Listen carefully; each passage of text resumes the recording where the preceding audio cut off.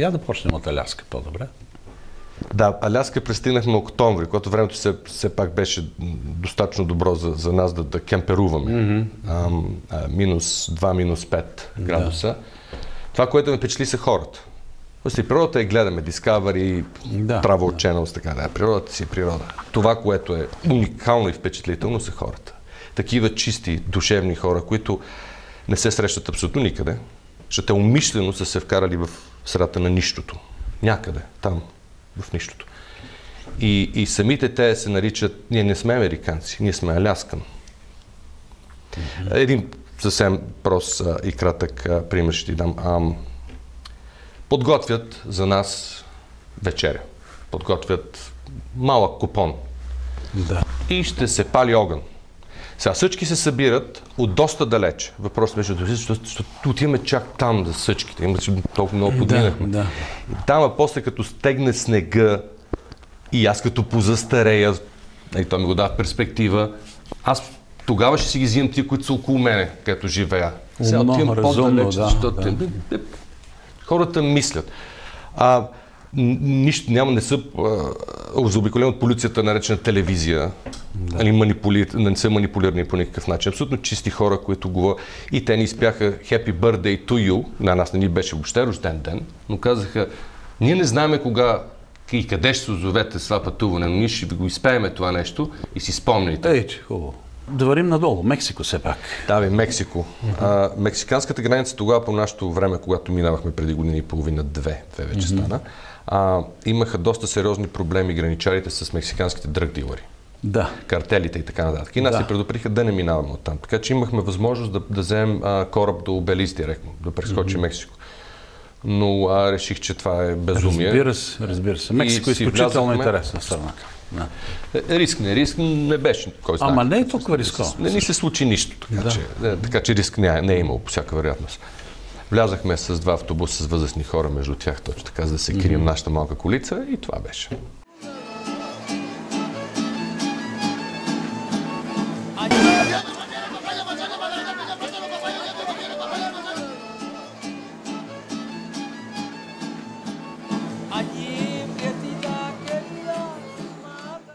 Вече разбрахме как сте се прехвърлили в южната част на континента. Белиз, да.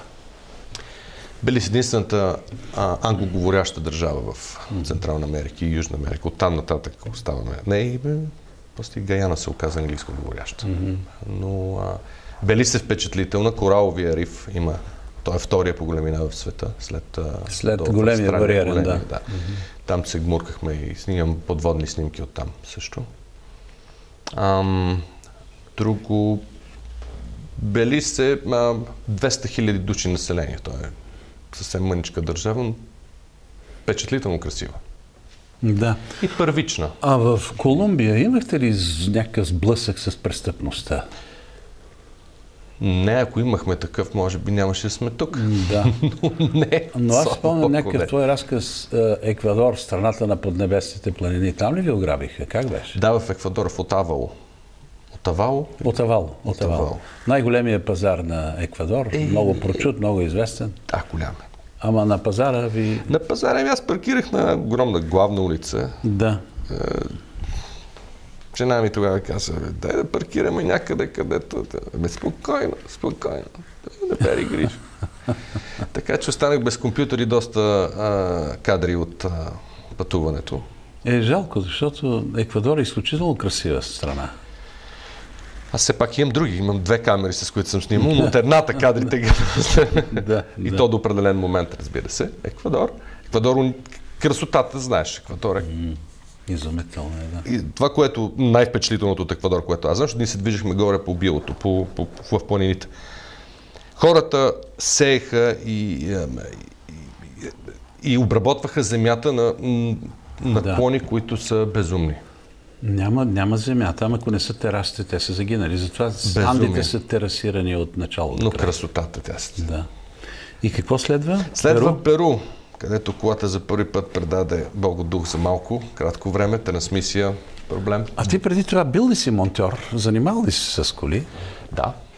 Защото иначе не можеш да се оправиш. За този пъзъл говорех аз. Много сложни ремонти. Много сложни ремонти, да. За това разглобих колата от просто на основни части в Америка и я сглобих цялата, за да мога да съм подготвен, да знам какво се случва с нещо. Такова пътуване. Знаеш, и така, в Перу? Къде в Перу? Къде в Перу? Перу в... Изпари ми си с... Кажи, от Лима на къде тръгнахте? Нагоре? От Лима нагоре, да, аз ти го казах. Уанкайо, Абанкай? Не, Абанкай. Да. В Абанкай. Да. И там срещах най-изумителни, най-прекрасните хора. Я разкажи за тия хора, това е интересно. Това е божа работа. Да. Съвсем обикновени хорица, млади хора са, които имаха гараж. Колата се чупи и... Колата се чупи и тя върви, тя може да върви. Още аз търся къде някой да ми по някакъв начин да оправяме взаимно. И тия хора се оказаха там на мястото, което се търсехме ние. Да, заповядай, ето тук, влизаме в един двор с навес. Така е. И с канал. Те не им трябват стени. Топло е все пак. Целият престой беше 28 дни. Аз въобще не си помислех, че ние може да изкараме 28 дни, където и да било с проблем на колата. Но FedEx беше главният виновник за това нещо. Вместо за 4 дни да го докарат, те го докараха за 21. И аз трябваше да взема автобуса да отида до Лима, 1700 км, да се разправям с FedEx и да си взема частта. Но там научих испански. По неволя. Колкото може да се научи за 28 дни. Разкажи за хората. Хората... Ти приключи ремонта и какво? Приключих ремонта, качваме се на колата и един от механиците ми казва: ти, вика, стегна там лагера много. Така не се стяга лагера. И аз викам на собственика: кажи му на този Мики Маус тук, че говори с Господа на колата си. Нека да се хванем на един бас, една каса бира, хващаме се на бас, каса бира и ние тръгваме. Само че те явно са си говорили един с друг. След около 15 на 20 км, защото имаме изкачване по планината нагоре, те ме настигат и ме задминават. И като искаме само да видим дали си окей. Покъртително беше. Уникално. Това са тия хора. Поиска ли ти пари? Какви пари, Боже? Пари. Самото споменаване на пари опоручава. Това исках да разкажеш, защото... Нищо. Не дей, махни се, моля ти се. Аз си правех колата в техния гараж 20 дни. Няма значение. Това, което има значение, че тяхната помощ и това гостоприемство, което ние се славяхме преди години с... Аз съм с прекрасни впечатления от тия хора също. И сега, Росене, да отидем към Боливия.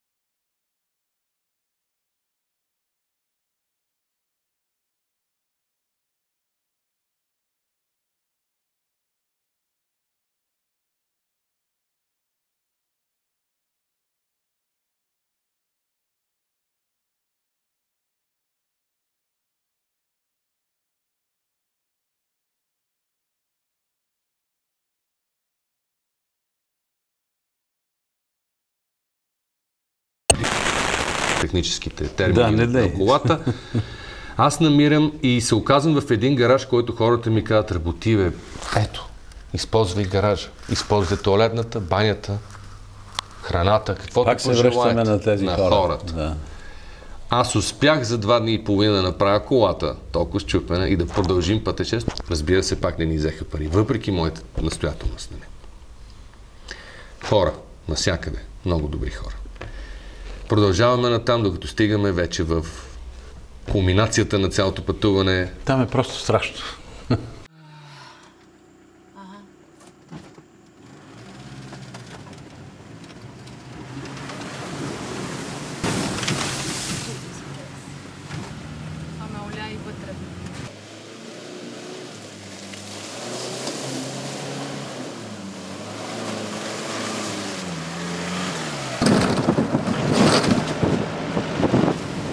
Рано или късно ще го минем този път.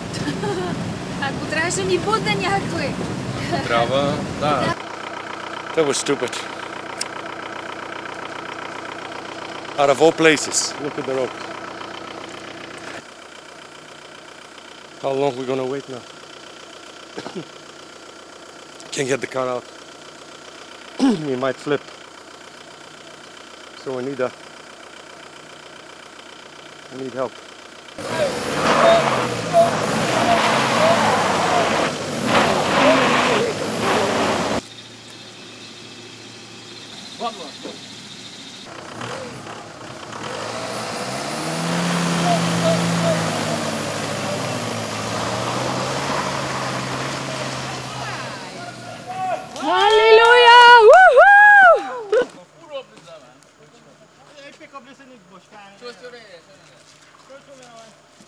Но кулминацията на емоционалния заряд, който се наслагва от Бразилия, нали, Що се трупа? Тотално отчаяние, после надежда. Тотално отчаяние, тотална надежда. Да.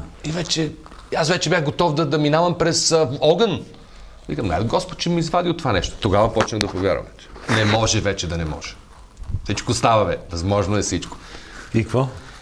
И отиваме по време, когато дъждовен период в Гаяна, саваната, цялата е залята отгоре до долу. То няма отгоре отдолу, така българските. Да. Залята и пътя, то просто няма път.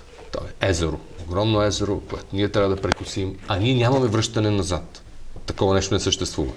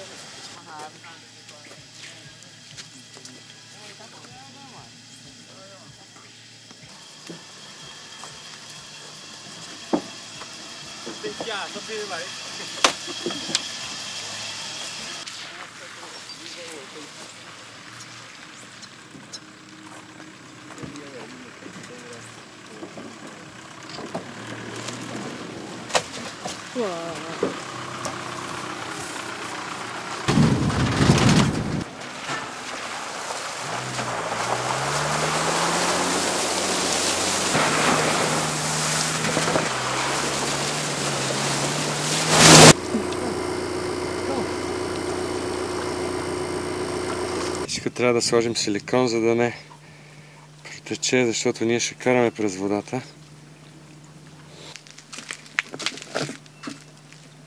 Това няма залепи толкова бързо.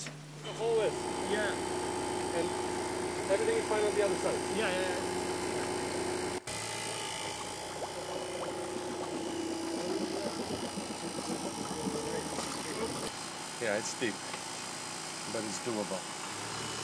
Let's go.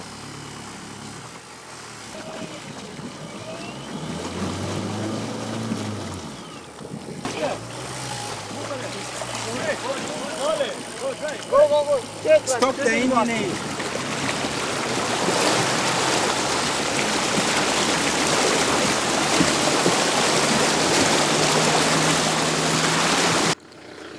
The worst part of it all was there is a bridge and they know about it and you can't see it. You see the sign but you can't see the bridge because everything is underwater.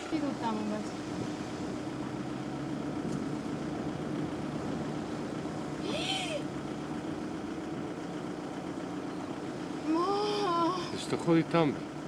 I don't know. Може би, защото е дълбоко, Роз. Аз там няма мина, където е мина. Откъде ще мине? Пред център. Може да е дълбоко. I don't give a shit.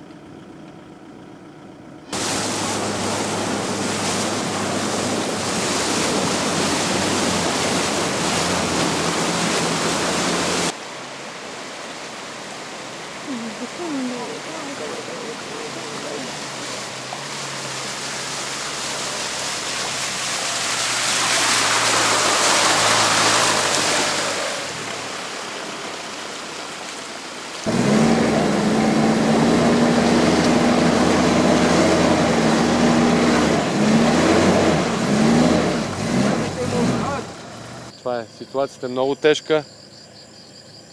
Не може да... По никакъв начин не може да я минем вече. 2 часа загубихме да теглим моята и още един трак 4x4. Да ги извадим от калта, защото калта беше неописуема, а тук калта вече е непроходима. Това е. И тук бяхме, ще нощуваме тук, на пътя и утре чакаме булдозър. Това е място. Водата ми е точно тук.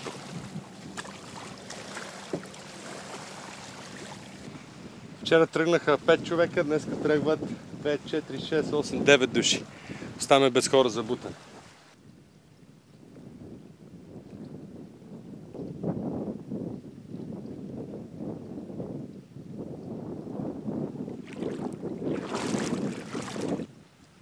Това е голям риск.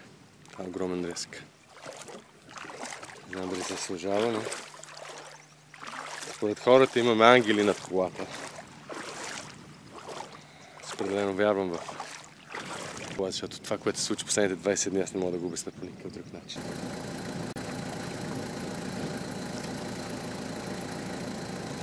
Се обен, че тук какво ни чака? Само ние ще минаваме от другата страна. Тия 2 вана остават и се прибират обратно в Джорджтаун. Те да не са луди. Ние ще бъдем последните, защото те казаха, че още един месец никой няма да минава през този път, защото и го затварят. Сега ръка през се служи.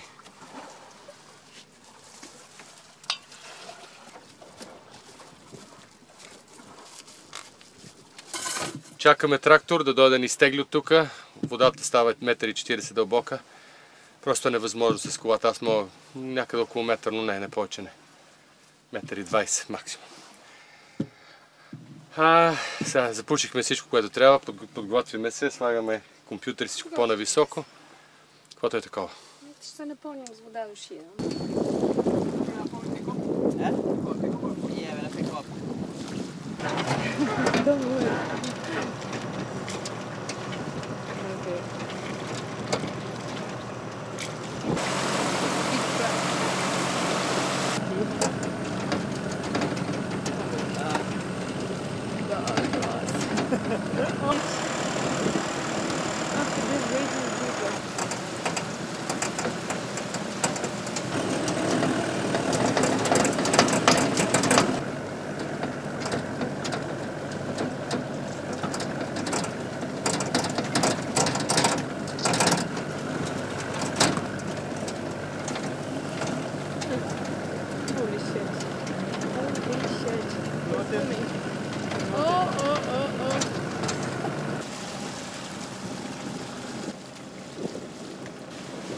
Oh my god!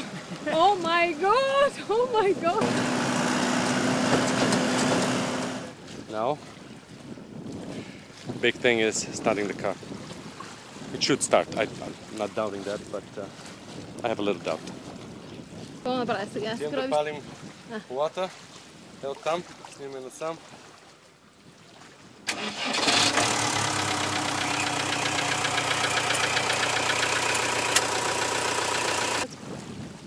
Минахме ги, айде към летна. Стига толкова. Давай. Ти до, бе. Але fucking луя. Bulgaria. Yeah, man. Motherfucker, y'all bring this shit far, my friend. No kidding, man. No kidding. Dimit Latam! Росене, защо се върна в България? Това е въпроса на годината. Да. Всеки ме пита и до сега не съм могъл да отговоря, но в последно време се нарушиха нещата. Почнах аз да се питам. Защо се върнах в България? Върнах се, защото това ми е дома, защото тук съм Там съм на гости, където да се намирам, съм винаги на гости. Тук си е дома и тук съм. Аз много ти благодаря за този отговор, защото съм дълбоко убеден в това, което казваш. Да. Човек не може да се чувства по-добре другаде, отколкото в родината си. Но имаш да снети 200 и кусор часа видеоматериали. Ще има ли филми? Кога ще ги видим? Да, сериал. Кога? Божа работа. Време да седнеш и да ги направиш. Надявам се пак да се появи с помощта си. Разбира се, с голямо удоволствие. Кроиш ли нови планове? Не Кроях само ги, за докато чужбина, имах пари. за България, да. Кроях ги, защото планове се кроят с пари, но аз за да направя това цялото пътешествие, тук трябва да направя една малка скоба и да отворя защо аз продадох всичко, което имах и което бях създал, тухлите, с които се бях оградил, къщата си в Канада и всичко. И го вложих в това пътуване, което не съжалявам нито за секунда, че ми струва всичко, което аз имам. Този материал, който съм го заснел е уникален, няма такъв направен, няма втори по рода си. Обема, който съм хванал с този автомобил, никой не го е направил все още, което съм много горд с съпругата от това, че го направихме цялото това пътуване. Планове, да. Африка, Азия. Спонсори. И това исках да кажа, че ти имаш намерение да довършиш обиколката на света, посещавайки всички държави. Абсолютно всички държави и да стана въпрос за рекорда на Гинес. На Гинес, да. И за това може пък да го подобрим един ден. Аз съм почти сигурен в това. Благодаря ти за това пътуване, Росене. Мисля, че си заболял без всякаква надежда за излекуване от най-здравословната болест на този свят. Страстта към пътешествията. Идвайки от тебе, не го взимам на сериозно. Напротив, много е хубаво това, че заболял от тази болест. Стайнбек я нарича неизлечимата болест пътешествието, страстта да пътешестваш. Аз ти пожелавам още много пътища, не само в България и в чужбина. България също е фантастично красива, както знаеш. И какво да ти пожелая? Здраве и успех, разбира се. Какво друго? Не знам, да си избере ли? И двете ти пожелавам, да си избирай. Какво друго попита за това? Уважаеми зрители, представих ви Росен Илиев. Един човек за сега посетил всички страни на Северна, Централна и Южна Америка. А на вас ви желая приятен ден.